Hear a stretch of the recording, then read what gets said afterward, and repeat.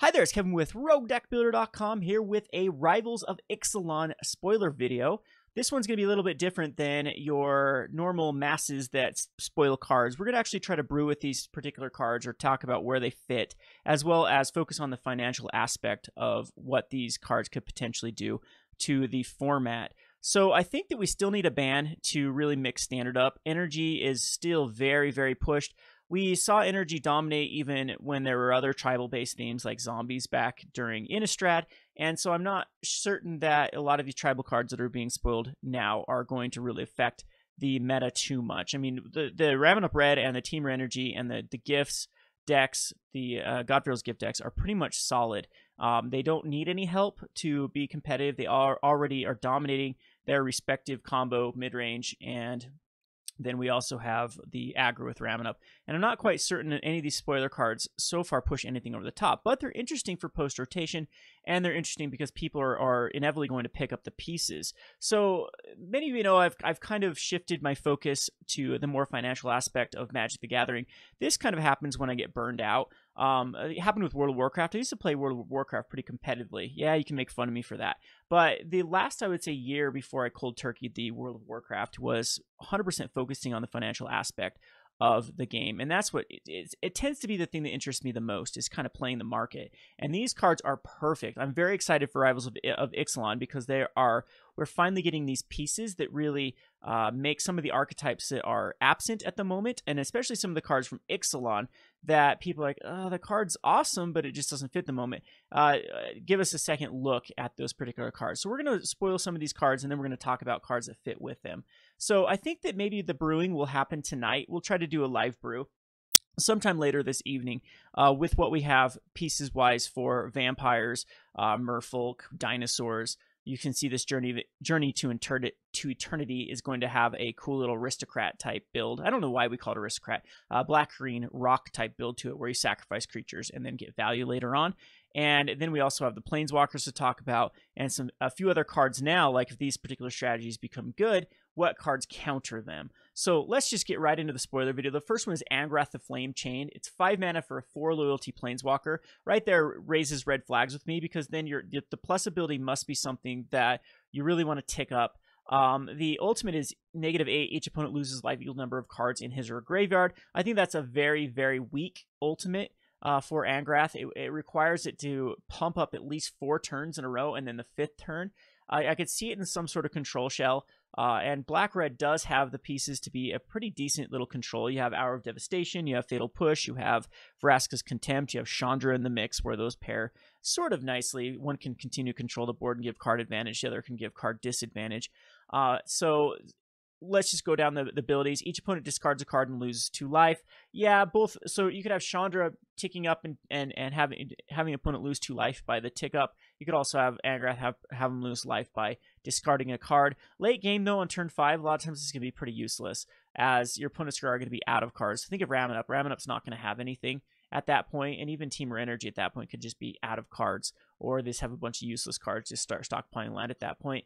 Angrath's not the greatest to protect itself versus the Glorybringer. Yes, it does +1, and then you're able to at least have 1 more activation, but it's still it's pretty weak there, and it doesn't survive a lot of hits in the other. A lot of the decks just could easily take out this card, or just not even worry about it, because the -3 is very lackluster as well. It says gain control of a creature until end of turn, untap it, it gains haste until end of turn, sacrifice at the beginning of next end step if it has converted mana cost 3 or less. So we have a format that does have a lot of the cards that you want to stick around are going to be converted mana cost 4 or more. I think that they should have had this be converted mana cost 4 or less, then it would just be a bomb, because it would be removal on curve, but it's removal off curve. What I mean by that is your opponent is probably already established, if they're a creature-based deck, a converted mana cost 4 card.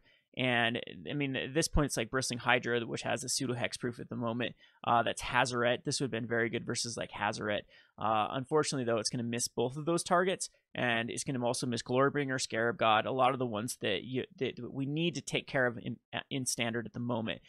Gaining control of a Rogue Refiner, gaining control of a Long Tusk Cub, gaining control of something even like a Crop Crasher or an Earthshaker Kenra, all those don't seem that great right now in standard. So unless we can start getting some cards that And you can see some of these are spoiled. It's definitely made to counteract some of the cards that will be going down in this spoiler video. But the -3 to me is just very lackluster. The 5 mana Planeswalker. 5 mana is usually just right out of that key position. 4 mana is awesome. 5 mana is a little bit tough. And it also starts to really, really compete with other cards. 5 mana is where they really need to start making cards powerhouses to affect the board, because just the natural play of Magic, turn 5 is where you're solidifying your strategy. Aggro decks are trying to close out the game by then. Combo decks are trying to combo off. Control decks are trying to have the board controlled. And mid-range decks have already established their really good turn 4, turn 3 pressure. So Angrath to me just seems a little bit out of place. So there's my 2 cents for that card. I could be proven wrong, though. Another thing to give you a bit of warning is black-red has typically been one of the weakest color combinations. Now, a lot of you might say, well, it's the most powerful color combination right now in Modern with like Jund and Death Shadow and some other particular cards. But Modern's always the exception, because you can put together any color combination and it works in Modern. But anyway, yeah, that's my issue with Angrath is the low loyalty, the kind of weak -3 that puts it very vulnerable to being finished off at that point, and also the color combination of black-red. All right, then we have Alanda, the Dusk Rose. 4 mana for a 1/1 lifelink. Whenever another creature dies, put a +1 counter on Alanda. The Dusk Rose, and whenever Alanda dies, create X 1/1 white vampire creature tokens with lifelink, where X is Alanda's power. This card is very interesting because it does say power. It doesn't care about the +1 counters. There are ways you could actually pump this up and then sacrifice it. So think of even if you go clear back in the day with cards like Hatred, that'd be funny to pump up Alanda with Hatred and then sacrifice it, and you get a ton of 1/1 white life-linking vampires. You have like a Soul Ward, now you gain all your life back.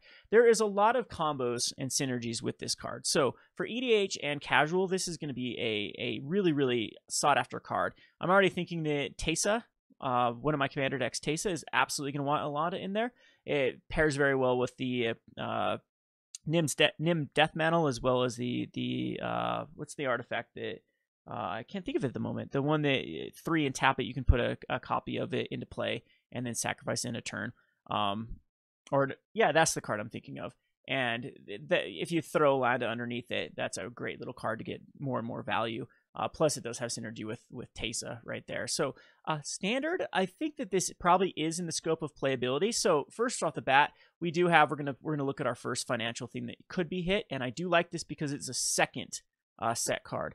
This is the card so far that I've identified that works well with Yahini. Works with this card because you do want to sacrifice Outlet. It's also gets a +1/1 counter from it also is a vampire, and so +1/1 counters matter, both of them. So you could run the Metallic Mimic. Metallic Mimic is going to come up a lot right now. I think Metallic Mimic is going to have a spike back in, and it's already starting to see movement on MT Joe. And I think that, like, I don't like investing in cards at the moment, with the exception of cards that have proven themselves in the past. You can see the Metallic Mimic is back down to $7.50. That's actually quite a bargain for the card, and now we have a vampire that wants it, because not only will it come into play with +1/1 counter, all the vampires when it dies will come into play with a +1/1 counter as well. So Metallic Mimic is a really, really good card at the moment with that particular strategy, going Yahini into the Alanda. So Yahini's pretty cool too, because you're both Yahini and Alanda will get counters if you kill your opponent's cards. So that Walk the Plank and cards like Fatal Push. Other cards that actually destroy cards. Vraska's Contempt doesn't work that well with it, but anything that does kill off creatures, even think about Bantu's at the moment here. Bantu's Last Reckoning can work really well because this will get indestructible and get a lot of +1/1 counters, and then you'll have some other vampires that will be left behind from Alanda dying. But Yahini, I think, is the best way to sacrifice the vampire and still get the synergy in the tribal. So keep your eye on Yahini. It is a legendary creature. Sometimes those cap out because you don't want to be running more than like 2 or 3 in a deck. But right now it is well positioned at $1.61 is pretty low, and it is starting to go back up in online. Everyone's already jumping on it. I actually should be specking on cards right now. I'm not doing a spoiler video, so yeah. There are some goodies on MTGO right now. to spec into, just because of the hype of the new cards. And you're going to sell off into the hype. You're not going to wait until standard actually comes off, because it's all going to cool down by that point. I think that if we don't see a ban, again, like I said at the start of this video, I don't know if much is going to change. All the strategies are very, very much solidified.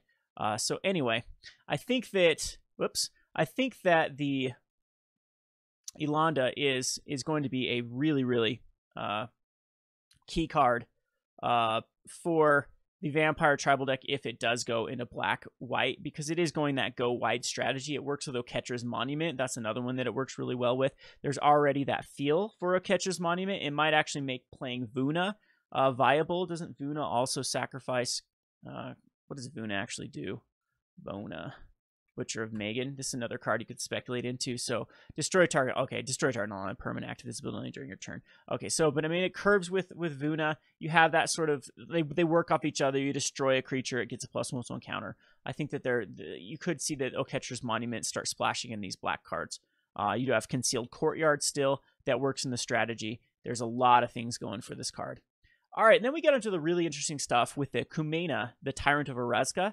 This card is a 3-mana 2/4. That's actually pretty relevant because it survives Lightning Strike, and Lightning Strike and Abrade are very, very heavily played. It also takes more work with Harness Lightning, so if we do see an Attuned with Aether or an Aether Hub ban, Harness Lightning just can't kill it by itself. It's going to need a little bit of work to get there.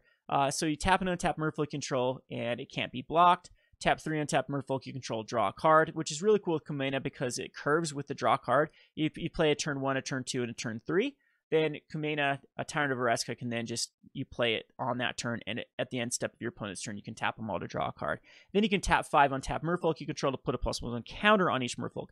That is very, very relevant because the +1/+1 counter does matter in this tribe, and we'll talk about that in a second. And I'm going to show you cards that I am actively speccing into on MTGO, a little bit of, I think that sometimes be very, very careful with speccing into first sets, though, because a lot of times, no matter how good they are, rares don't even gain any sort of value just because there's too many cards out there.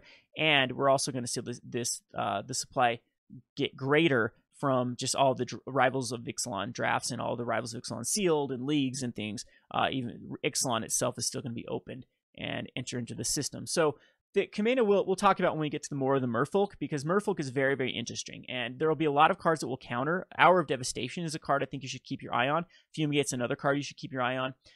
And I think that they're going to be better answers than Settle the Wreckage. So I think that we're going to see like Bontu's, Yahini's Expertise, Hour of Devastation, and then we also have, since this is a very huge go wide type strategy, we have the Hour of whatever the white hour is, that also gets very, very interesting versus a way to counter the Merfolk strategy.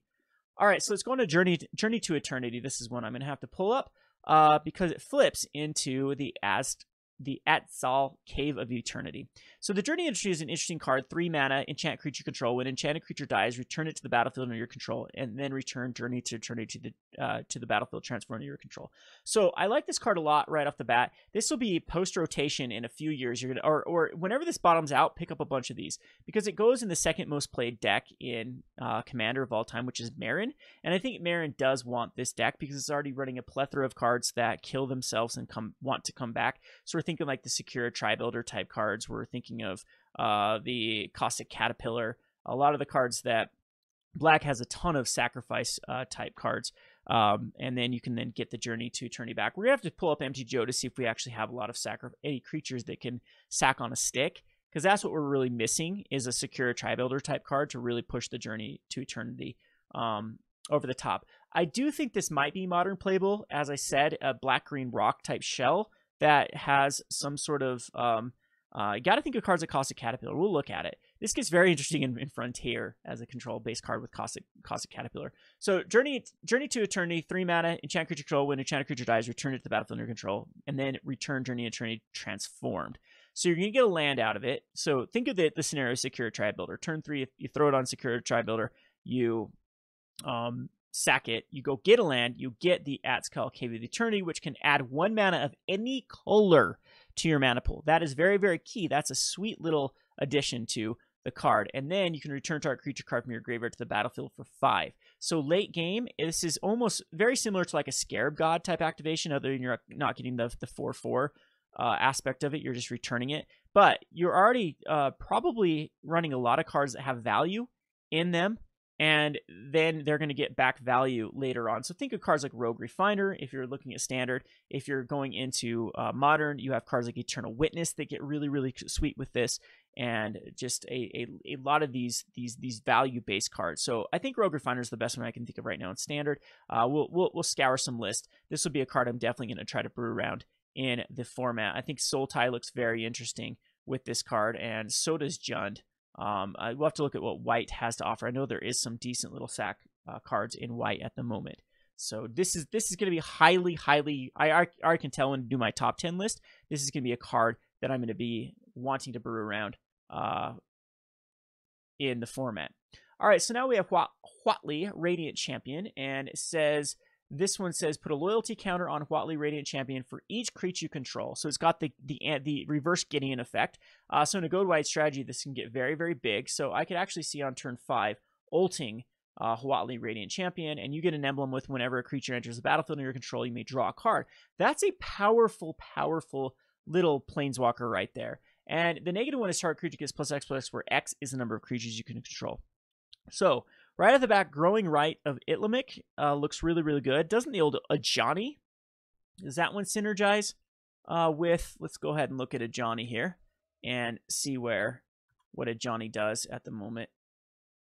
We have, which one is the one that, the Valiant Protector? No, that's the, so we have Unyielding, reveal the top 3 cards, rely, put all non-land permanents, reveal this one in your hand, and Exile Power, put 5+1. Okay, so it doesn't synergize it's the old Ajani that synergized really well with it. We still have Oath of Ajani. Dang. In this. I forget that Oath of Ajani still is a card. It doesn't synergize the greatest, though, with the new one because you want creatures. You don't really want the Oath. But Planeswalker spells cost 1 less. So it actually will synergize with the new one because you'll cast this on turn 2. And then turn 3, you can cast the Huatli. And this also puts a +1 counter on each creature you control. Man, I always forget Oath of Ajani still exists. It's just a color pair that look what energy's done to the format. It's just really collapsed it into play energy, play Remnant, play gift, or play nothing. And there are some pretty sweet cards that never really saw the time of their day in the sun. And Oath of Ajani is one of those I think is pretty sweet.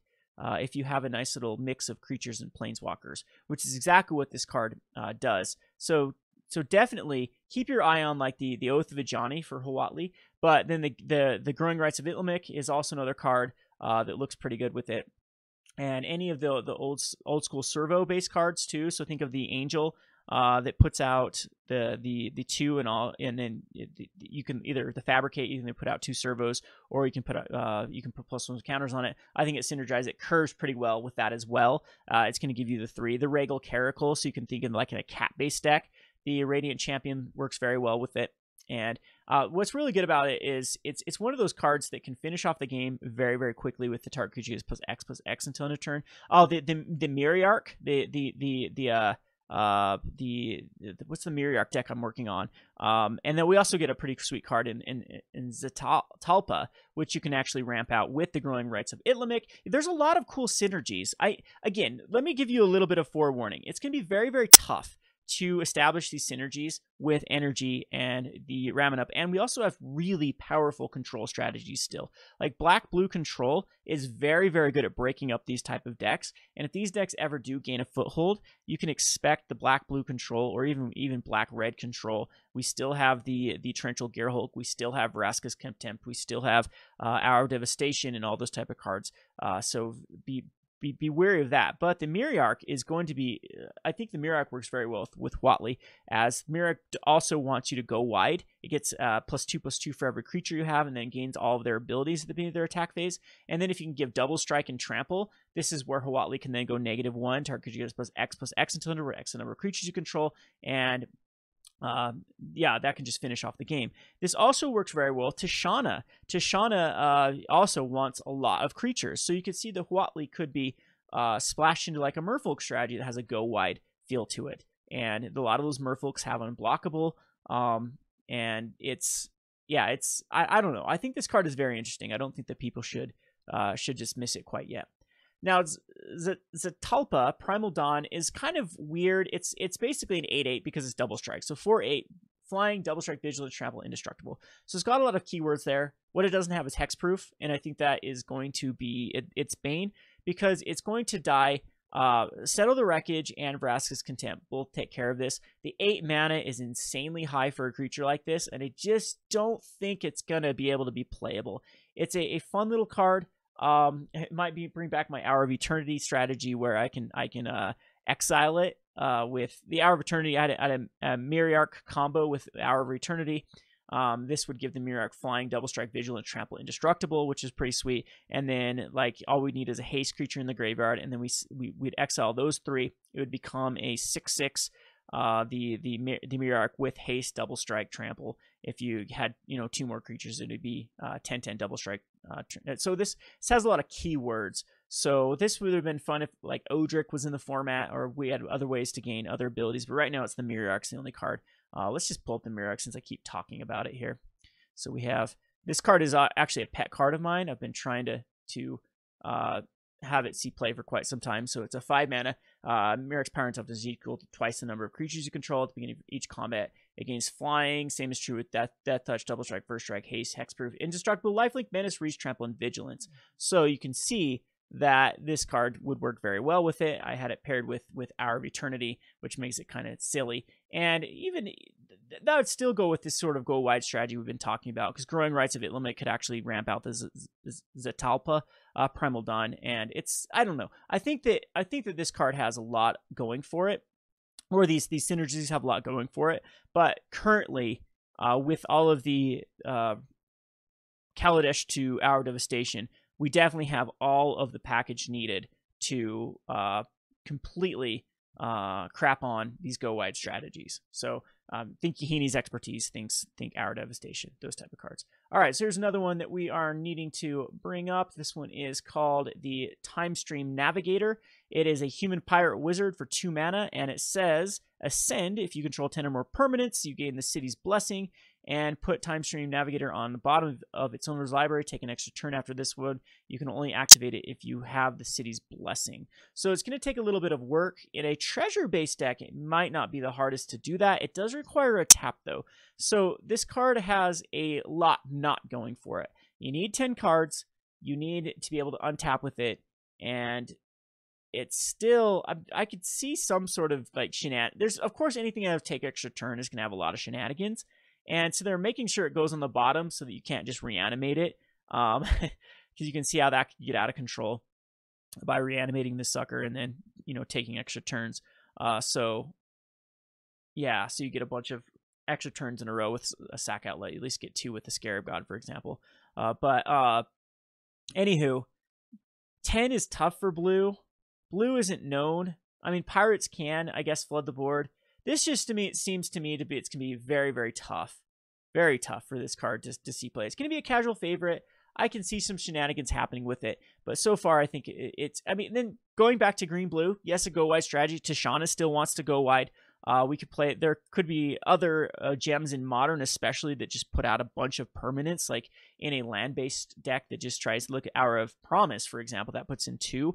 And then if you have 2 deserts, that actually puts in 4. And so there's 5 right there. If you have, if you have double Hour of Promise, you're up to 8, and the natural lands you have, this could actually get on board. So Hour of Promise is another card you should definitely be looking at, because there are a lot of these City's Blessing type cards that we'll be looking at, and I think the Hour of Promise is still one of the better ways to just flood the board. We have the treasures that are good for doing it, and we also have because Hour of Promise puts out 2 lands and 2 zombies if you do control the 2 deserts, and I think that's quite easy to do in the cycling desert lands or all the utility desert lands in the format. So I'm really liking a lot of the hours, and they're from we'll look at the financial side of them here. Yeah, let's actually just pull that up right now. This can be a long spoiler video, but I hope you enjoy the insight. So let's go over here and let's look at the price list for most of these, the hour cards. So where is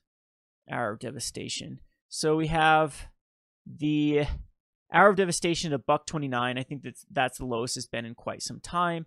And then we have the Hour of Revelation, which is just funny because it's just a pure counter to City's Blessing. If there are 10 or more non-land permanents on the battlefield, destroy all non-land permanents. That's pretty funny. Other than City's Blessing actually does count lands, right? Did we read that correctly with the City's Blessing? 10 or more permanents. Yes, we did. Okay. So the Hour of Revelation gets very interesting here. The Hour of Promise should be, there's Hour of Promise at $1.15. Looks very interesting because it's a good way to get that on board. And then the Hour of Eternity is not something we want. And the Black Hour just gets completely outclassed by Orazca. But those ones are kind of sweet. If we go over here to online, I think that a bunch of them do have, are very, very low. I thought Hour of Promise was extremely low. I think it was as low as Hour of Promise. Yeah, it's 18 cents. This is what I'll probably specking into because I think that if we do get an energy ban, I do think that the Jund Hour of Promise deck looks really, really promising because Hour of Promise is promising. Because it's pretty decent versus the control and the aggro based strategies, and it could just be the mid range of choice deck. So the other hours, Hour of Revelation is almost bulk, and the Hour of Devastation is sitting at $1. So those are the three. If you're looking to spec into second set cards that will have one last hoorah, I do think that those are really good cards. Keep an eye on Crested Sunmare too. I think Crested Sunmare has a lot of synergy with these cards that are coming out. Locust God too. This is funny with if you're talking about go wide strategies, this card can get pretty insane. Putting out insight tokens to get that hour or get the City's Blessing, but so far it's been tough to play that card in a standard format. All right. So let's go on to the next spoiler card. The next spoiler is going to be, where were we at? The Tetsimak Primal Death. Death Touch, 6/6 for 6 mana. Reveal it from your hand. Put a prey counter on target creature actively once per turn, and when it enters the battlefield, destroy a creature where your opponent controls a prey counter. It's kind of sweet. I don't think that this is unplayable. Yeah, I mean it's got kind of the Titan theme to it. A 6/6 for 6. I mean, Wizards has tried around. The last time they tried these, the Gear Hulks, they were pretty popular. The time before that, the Souls, they were not very popular. And I think that this one is going to fit. This one could surprise me because it can kill a lot of. I wish it got like a +1 counter for each one it preyed on when it came into play. That would have been pretty sweet. I think it needs just something more. It does, like your turn 4 and turn 5, you might have some excess mana, so you can activate it maybe twice. Maybe even your turn 3 or turn 2. So the best case scenario, you're going to get like 3 creatures off of it and then a 6/6 behind. But in the format right now, I'm not sure that that's very relevant.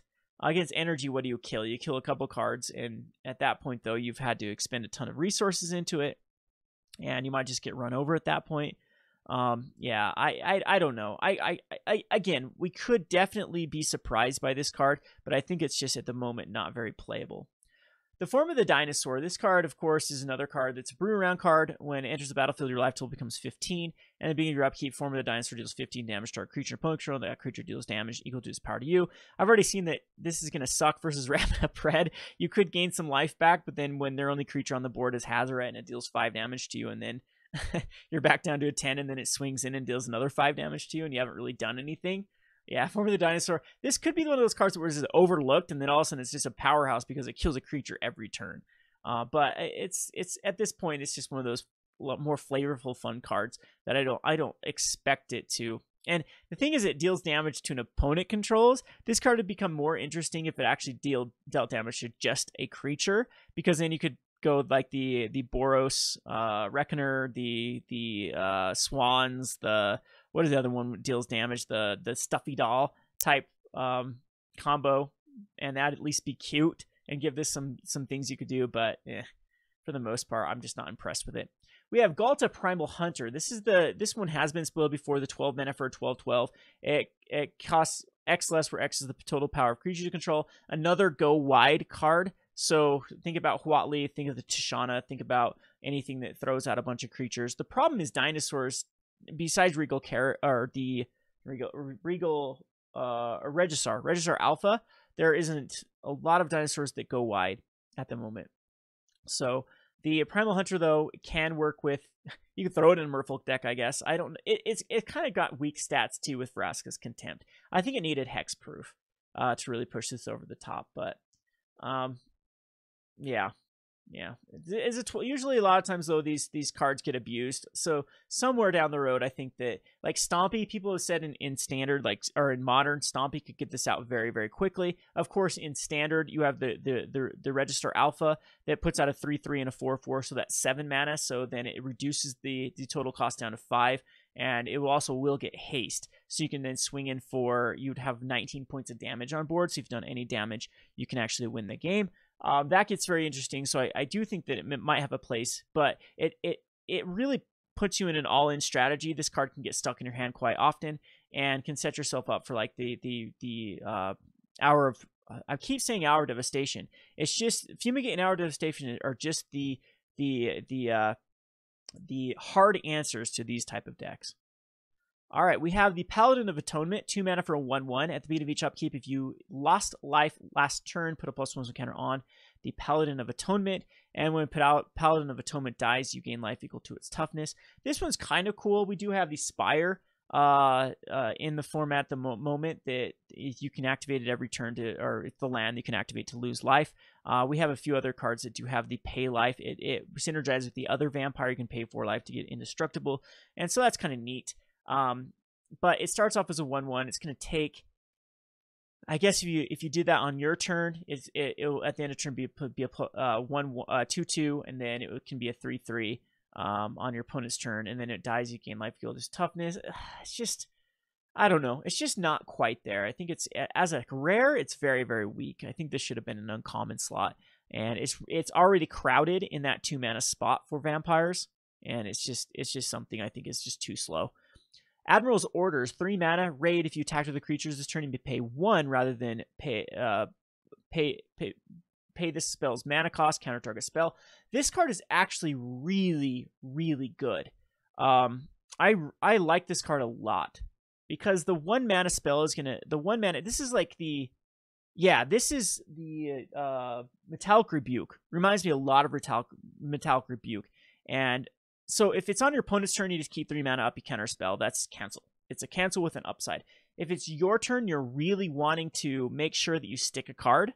You attack with a creature, and then you just pay this, and then you can counter. So I kind of like this as an option in my God-Pharaoh's Gift deck because I can just attack in with a you can attack in at anything at that point. At your Clinton S. Crane, and then make sure that I can hit. I can stick. So on turn 4, you'd have to attack in and then make sure you can stick something. So this is going to go on curve if you really want to stick a 2-drop, I would say, like a Kitesail Freebooter or something. And then later down the road, too, you can still catch your opponents off guard after you've attacked in with a creature. So pretty neat card. I like how they're experimenting with these alternate cost counterspells. They're not just like printing one that in all situations. I think this is where control cards need to be, is situational control. So it has a reduced cost. If you think of the Dragons cards from Dragons, they had a few of those get reduced cost if you revealed a dragon. This one's reduced if you have a raid, Metallic Rebuke. So it's not always good. It's only good in a certain strategy. So you can't just chuck this in any old deck. All right, Vona's Hunger, 3 mana for an Ascend, so that gets you City's Blessing. Each opponent sacrifices a creature. If you have the City's Blessing instead, each opponent sacrifices half their creatures he or she controls rounded up. I think that the sacrifice creatures can be very, very relevant because it's going to get around hexproof, and this is going to give you another way after rotation to deal with the Carnage Tyrant. And that it does allow your opponent to choose. This is also going to be a very good commander card because it says each opponent. That's very relevant. But your opponent does get to choose. But in decks like Carnage Tyrant, there won't be a lot of good choices. And it also synergizes with your other removal packages. So I do like this. And late game, you never know. And even like a Search for Arcana control deck, you could have the City's Blessings by that point. And then it could just be a very good. But I think the sacrifice half the creatures rounded up. 2 creatures is still 1. 3 creatures is 2. 4 creatures is still 2. That is kind of lackluster. They have to have like 5 and then 6 or 7 before it really gets relevant.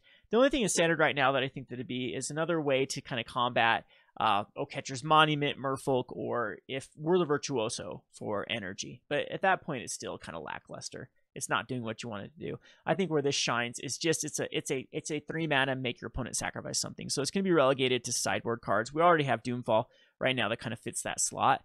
And I don't, or the cart, isn't there a cartouche that also does it? Yeah, or the trial. The trial also fits this slot at the moment. So it's kind of awkward. Instant speed's nice though. It's good to have another instant speed sack. All right, so then we have this invoke Talano's Summoner. It's a 2 mana human with Ascend. Every time it attacks, you may pay a X and a red. If you do, create X 1/1 elemental creatures tokens tapped and attacking, and then exile them at the beginning of next end step, unless you have City's Blessing. So this is not that terrible of a card. You do need to. I wish it did have haste here, because this is going to be just weaker than like Carry Zeb at the moment for putting out a monkey, a 2/1 monkey, and not having to throw. It has Menace, so it's easy to get through with the attack. This card has to attack, and so it can easily die. And you gotta, I think that City's Blessing doesn't stick around. Okay. Yes, it does. Okay, so if they do remove the Talano Summoner and you steal it off City's Blessing, the elemental creature tokens still stick around. However, 2 mana to make 1, 3 mana make 2, 4 mana make 3. There's just better things you can be doing with your mana at the moment. It's a cute card. It needed Menace or Unblockable. Still dies to Magma Spray, Shock. There's just Fatal Push. It's just, in my opinion, this card. There's still Walking Ballista in the format. This card's just unplayable at the moment. It's a neat card though. I do like it. It's a Brurion card. It's got some cool synergies. You can go back to like Impact Tremors. Metallic Mimic again. It's another card that will bring these in as 2/2 elemental creature tokens tapped and attacking. It gets kind of interesting going back even further to Omnath and other elemental based decks, but I don't think it's gonna be. What's this Zacama here? Human Zacama. Human priest, human wizard, human. I don't know what Zacama means. It's human something. It has another type here. All right. Let's go on to the Jadelight Ranger. We have another Merfolk, and this is going to be very relevant. We have the Jadelight Ranger says it's a 1/GG creature, Merfolk Scout. When it enters the battlefield, it explores, and then explores again. Holy Batman, this card is very good. So you at least get 2 creatures in your graveyard. This could push me over to try to do a gift, a Godfarrow's Gift deck in green. I've been wanting to for quite some time, just go green-blue, and then you have cards that you can, you have the Merfolk Branchwalker, and now you have the Jadelight Ranger that has double Explore. It could also make the other card that Explore, whenever you Explore, you put a +1/+1 counter on it, worthwhile. This card is really, really sweet, the Jadelight Ranger. It could potentially draw you 2 cards. It could potentially be it's going to be a 4/3 if you don't get a land. It's going to be a 3/2 if you do get a land. This is the new Rogue Refiner, I would say. This is a great, great, great, great card. It's going to be a staple in all the green. It's going to hit that slot perfectly. Think of the worst case scenario. It's a 4/3 for 3 mana, and you can choose to have scry 2 basically. This is modern playable. This is a great card. Do not underestimate this card. I could actually even see this being play in Green Tron. I don't know, maybe not, but it gets you towards. This is so far the best card that's spoiled out of the set, in my opinion, because these are cards that are perfect for the slot they're in. It might not be the most powerful card, but Magic is all about resource management, and this card is perfect for resources. And it hits the +1/+1 counter. That matters.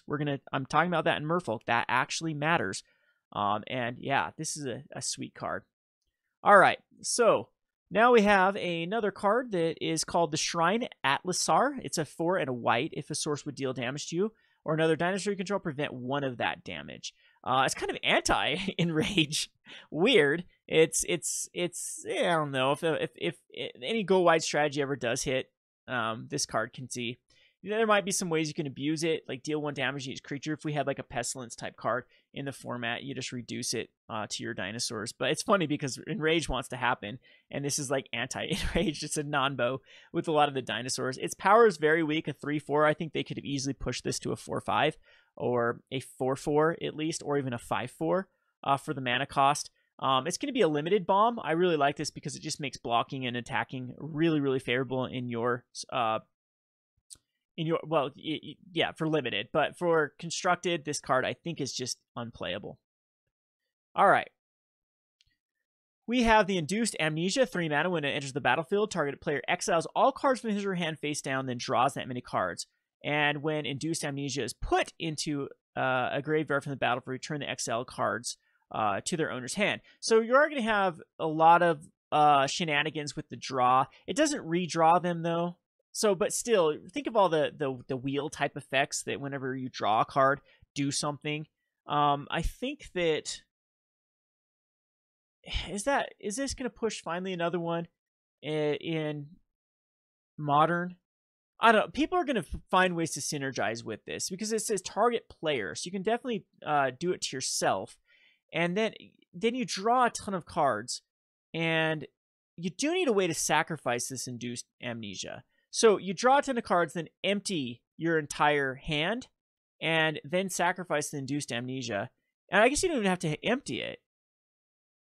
Yeah, because you just return the exiled cards. Wow. So this needs a sack outlet that can kill an enchantment. So what do we have at the moment in Standard that can kill enchantments? We have like Appetite, and we don't have Natural State anymore.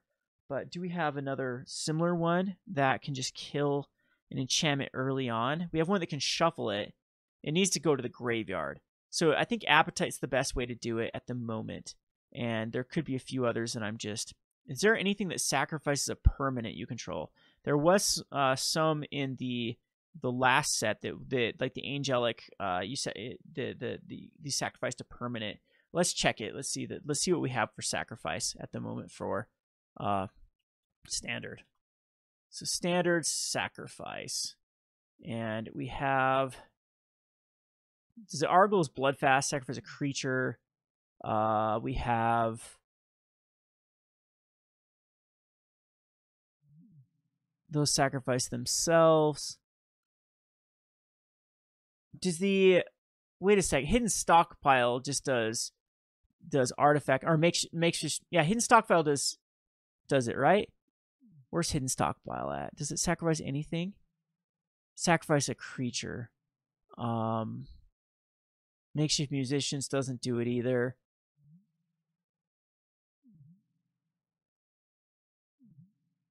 Not seeing a lot of ways. Sacrifice a permanent. I think the creatures will still show up here. Artifact or creature.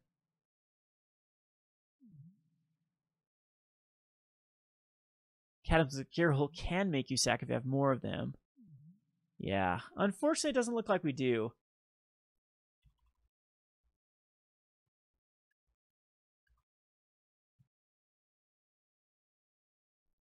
Huh. So it's going to be Destroy is the way. So what do we have for options for destroying an enchantment? We have Fragmentize. We have Demystify.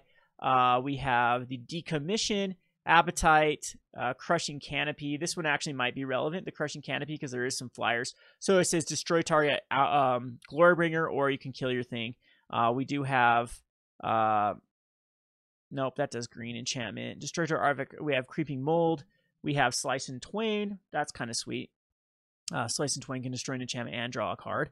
So, and we have Orazca that can kill your own card at that point. So that's what we're missing at the moment. We need a way that we can sacrifice our own enchantment, I think, is the way to get that card going. So this is definitely a sweet card, though. It has the potential of drawing a lot of cards and then getting all those cards back.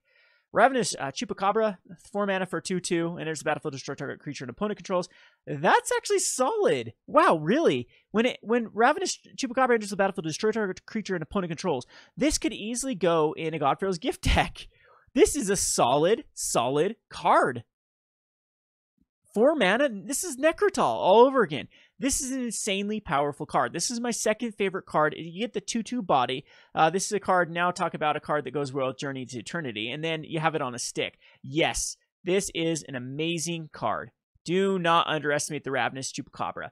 Black is back. Black control-based decks. The Rock, I think the Rock is something that can compete now. This is exactly what we need. We have Gaunty, we have Ravenous Chupacabra, we have a lot of ways that can then, and these are cards that get value that then you can recur them, Scarab God type cards, God Pharaoh's Gift type cards, and then, or just the Rock-based cards. This is a really, really solid card. Doesn't have any relevant Beast Horror, doesn't have any relevant creature types at the moment, but that's pretty sweet. We have Brass's Bounty. This one creates a treasure token for each land you control. Of course, it does synergize already with the... we have Marinate Master in the format. We have Metallurgic Summonings. We have the Revel in Riches that this combos with. It's one of those kind of crazy cards. But I mean, of course, I've got a little friendly bet with Saffron Olive, Seth from MFG Goldfish of who can break this the quickest. So I'm going to be trying to run this in Marinate Master base decks, and we're probably going to run the Ravenous Chupacabra if we're going to go black-red control, and then just establish. So I'm going to try to do a black-red control, establish a Marinate Master, untap Brass's Bounty, and then win the game. That's my goal with that. So of course, this is going to be highly up on my list. It's 7 mana though, so it's gonna be tough to get out. I'm probably gonna be running a lot of control. We have the Path to Discovery. This is whenever a creature enters the battlefield under your control, it explores. And that's not terrible. It's because it's whenever a creature enters. Oh my god, this is actually a really good enchantment. So think of anything that generates creatures. So can this make the Catcher's Monument even the white green and Catcher's Monument even looks even better here, because this is. It didn't say non-token. Does it say non-token? We'll have to wait until we have a better translate. Creature enters field of the battlefield. Yeah. This says whenever a creature enters the battle. Yeah. So it doesn't say non-creature. I think that's going to be a mistake because this can just go insane. Isn't there a card that... Yeah, I can already see some potential synergies with this. Whenever a creature enters the whenever a land enters the battlefield, create a creature. Whenever a creature enters the battlefield, create a land. So, Explore just goes to your hand. Never mind. It doesn't go onto the battlefield. But, or how about this? Whenever isn't there something whenever you get a 1/1 counter, you create a servo? Doesn't that exist in standard at the moment? One of the schematics, or one of the, what are they called? Let's see, the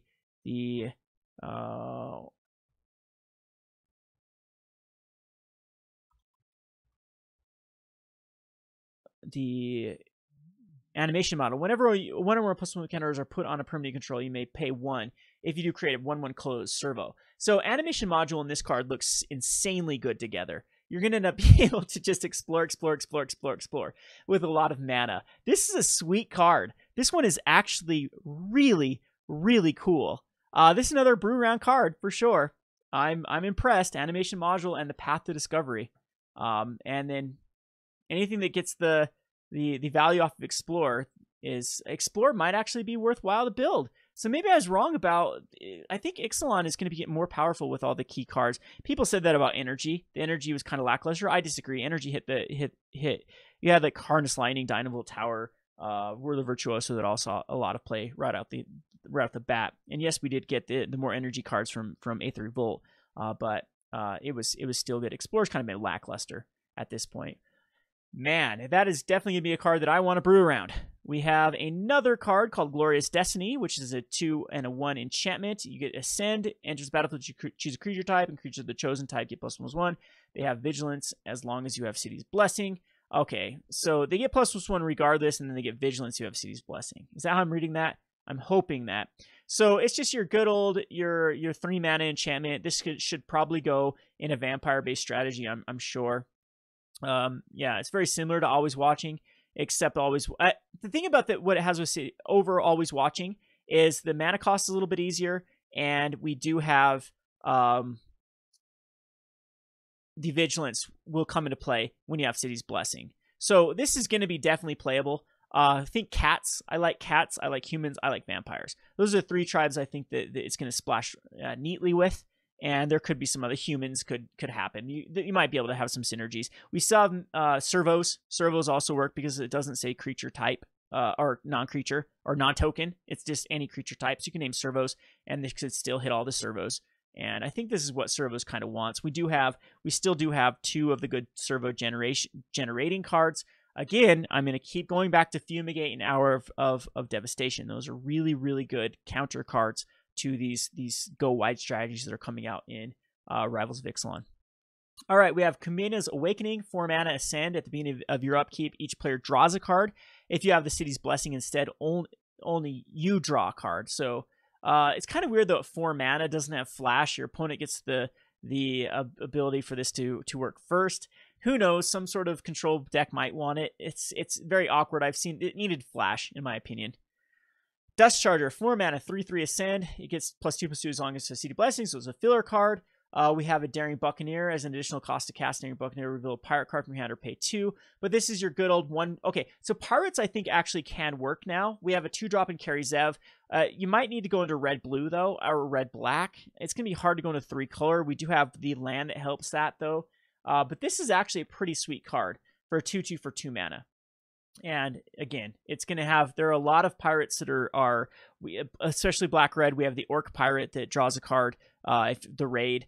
We have the Kite Sail Freebooter that works really well with this. We have Carry Zev that works very well with this. We have a bunch of cards that are on curve and synergize with the Daring Buccaneer. This is exactly what we did need, and red-blue also works in that sort of curve. So I'm happy that this card is spoiled because it might make pirates a thing. The Tendershoot Dryad, 5 mana, Ascend. At the beginning of each upkeep, create a 1/1 Saproling token, and then Saprolings get +2/+2 as long as you have City Blessing.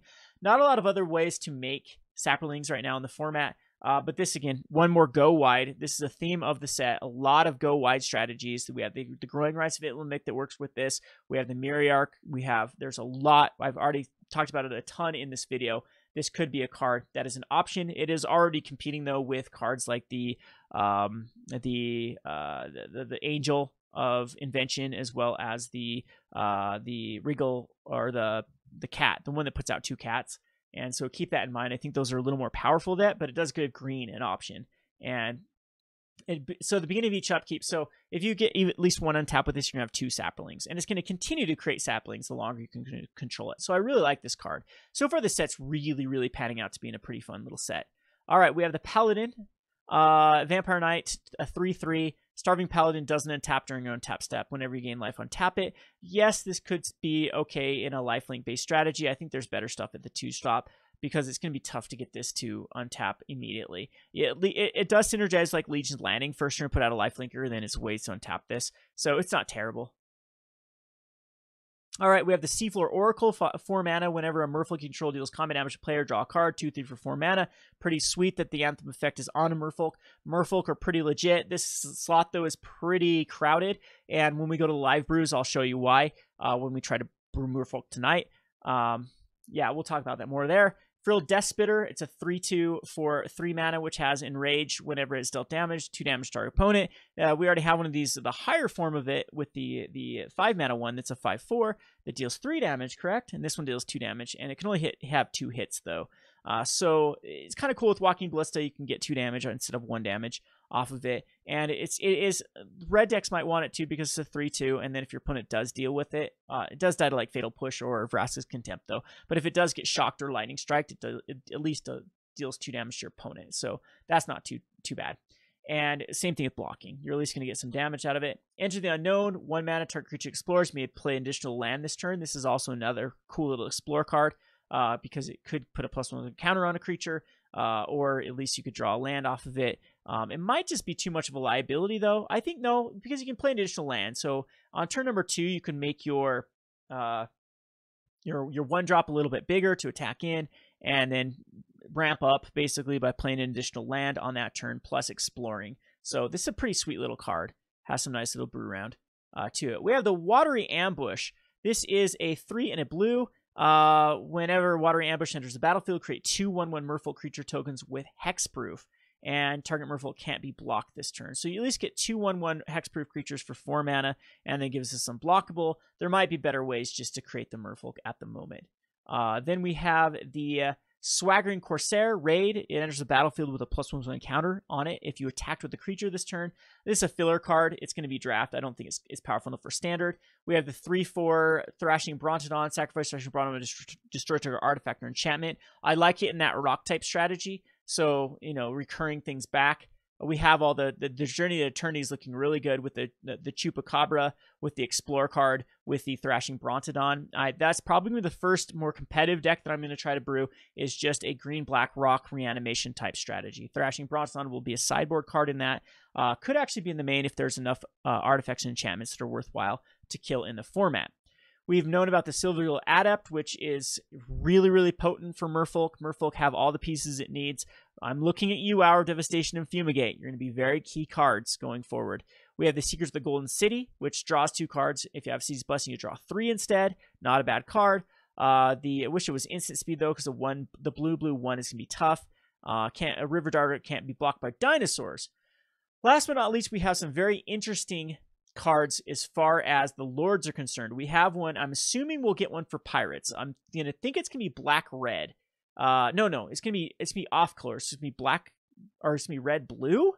Is that how they're gonna do it for pirates? And then one for dinosaurs, which is gonna have to be white. I think there'll be white-red for dinosaurs and blue-green.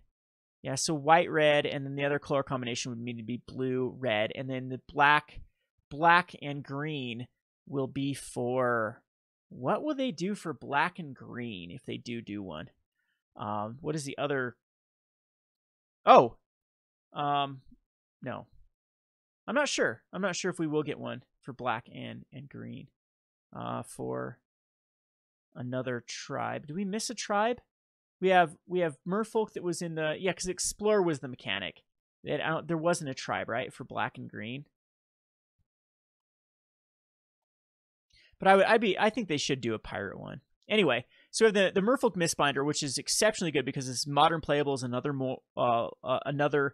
And then we have the Legion Lieutenant, which other vampires you can get +1/+1. That's another great lord for the Oketra's Monument-based strategy. These are going to be very, very key cards. Very key cards. For, you never know if vampires, this might push vampires over the top in Modern. And they are just missing like a good little lord. And this actually does synergize with a lot of cards in the Modern format from Zendikar as 1-drop. So you have already like a 2/1 or a 1/1 when it attacks deals damage. We have another one in Standard, and this is on curve to make it really, really potent. So these are both. I wouldn't necessarily call one's better than the other. I think Legion Lieutenant's actually a little bit better with like Legion's Landing and the ability to put out a bunch of vampire tokens. Yeah, so Merfolk Mistbinder 2, very, very good cards. Storm the Vault's another really good card that when it flips, it turns into the Tolarian Academy. Whenever one or more creatures you control deals combat damage to a player, you create a treasure token, and then you can sacrifice it out of mana. And then if you have 5 or more artifacts, you transform it, and it ramps up a lot of mana based upon how many artifacts you control. A little bit tough though for 4 mana. I don't know. We'll definitely brew around it and see if we can get it to work. Brea is gonna love this in Commander. We have the Atsokan Seer, which is a 2/3 to add 1 mana of any mana color to mana pool, and you can sacrifice it to return a dinosaur card from your graveyard to your hand. So it's got good synergy. It ramps them out early. Later, you can actually get back one of your dinosaurs. This is actually pretty sweet. This actually might be the Lordish if we're going to go uncommon-wise. I don't know how many of these slots they're going to have. I guess we could probably figure it out. We go from LM, 83 to 84. Yeah, but we are missing those. Yeah, 85, 86, 82. Yep. There are a lot of multicolors because this is 70. This is a 73. Oh, this goes to 64, as it looks like. And this is 53. 53 to 63. So A to L, there's a lot of multicolored cards. That's a lot. There's 10 multicolored cards between these two cards. So you got to think there's a lot of these lords coming up. You have the Mortal Sun. Players can't activate Planeswalker abilities. At the beginning of your draw step, draw an additional card. Spells you cost 1 less. Creatures you control +1/+1. This card, I think, is definitely going to be a good little finisher, little enabler, if you can get up to the 6 mana. If any deck it makes it worthwhile to get there.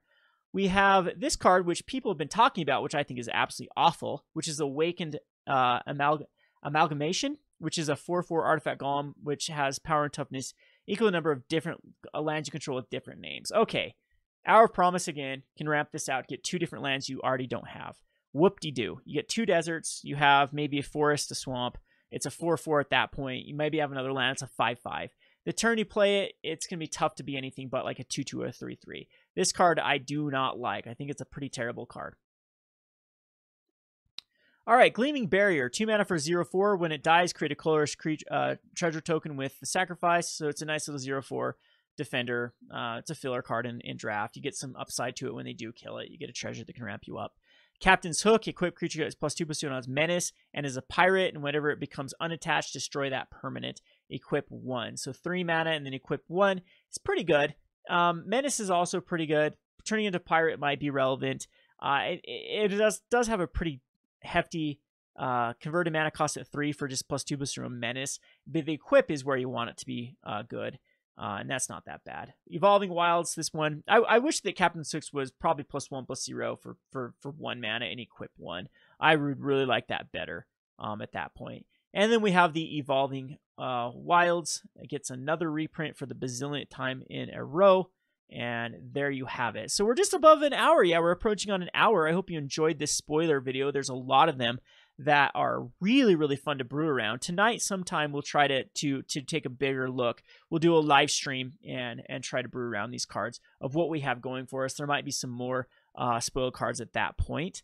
And so far, so good, though. This looks to be a very synergistic card. It has a synergistic set, has the tribal theme to it. It's got the sub-tribe themes like Raid and Explore that give, we have the gain life for the vampires. So that's usually, those are in the making of good sets, when it's just, you can mix and match at that point. With +1 encounters matter. A lot of really sweet stuff. So be looking at those sweep anti go wide strategy sweepers. So Fumigate, Hour of Devastation. Those are going to be your friends. Bontu's Last Reckoning coming up in this next standard. And look to other quick double ups or at least quick gains in the form of like Metallic Mimics and similar cards that work in this tribal era. Anyway, I hope you enjoyed this video. This has been Kevin with Rogue Deck Builder. Thanks for watching.